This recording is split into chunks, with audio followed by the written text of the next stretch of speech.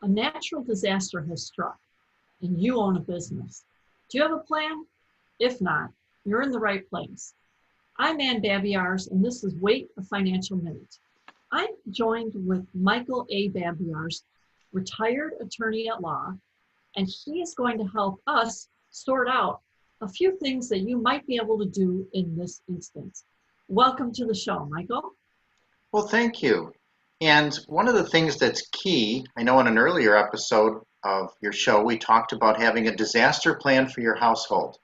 Well, if you own a business, whether it's located in your home or in a separate office from your or location from your home, you need a disaster plan for your business too. And I'm going to give you what I call the three essentials to a business disaster plan. And they're all sort of like the Doublemint twins here. They're all doubling up on things. The first thing you need is you need to double up on your calendar system. Most businesses have to do things by certain dates and have to provide things either to clients, to customers, to suppliers, maybe even to taxing authorities. And there's a lot of dates that most businesses now must juggle. Everybody's going to have some form of a calendar system. And I borrow from my background in law to say you need a double calendar system. You need, even if they're digital, you need two calendaring systems. So if one goes down for whatever reason, it may be because of a natural disaster. It may simply be because of the servers that house that calendar, the digital calendar, had a problem as well or lost data. So a double calendar system. Two calendars. Secondly, you always have a list of contacts somewhere for your business. They may be customers, they may be suppliers, they may be contacts of various kinds. Double that as well. Have that in two locations. Again, they can both be digital, or one could be digital, one could be paper backup, but you need a double set of all of your contacts. And finally, if you do have some form of filing system, and you may say, oh, it's cloud-based, it's very safe. All my files are in one place, and I don't have to worry about that. Consider having a backup for that as well.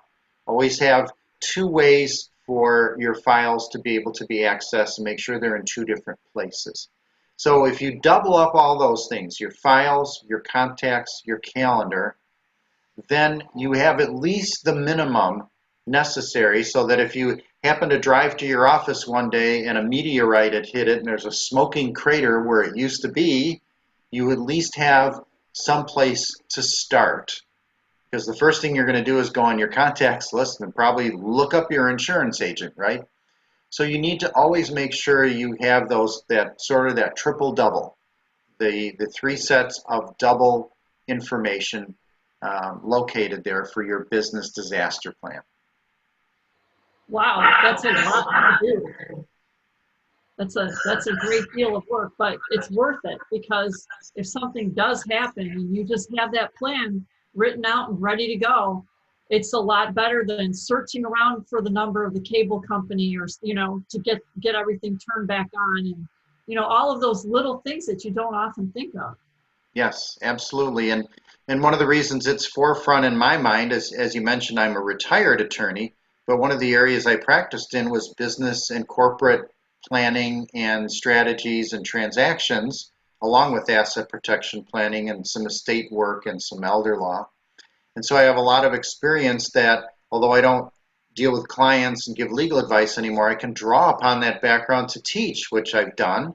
Everything from as a college professor on down to adult education to courses that you create through your company and even corporate trainings that I get hired out to do.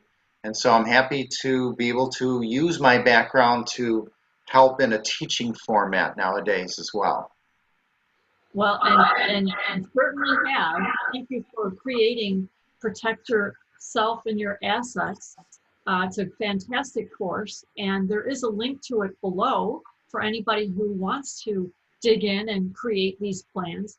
Remember, planning early and planning often can go a long way in helping you move forward in life without, with less worry. You're always going to have worries, but the planning and so forth will help you, navigate those waters a little bit better.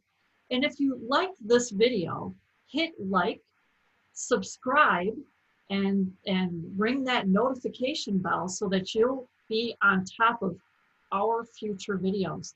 Thank you so much, Michael, and thank you so much, audience, for watching.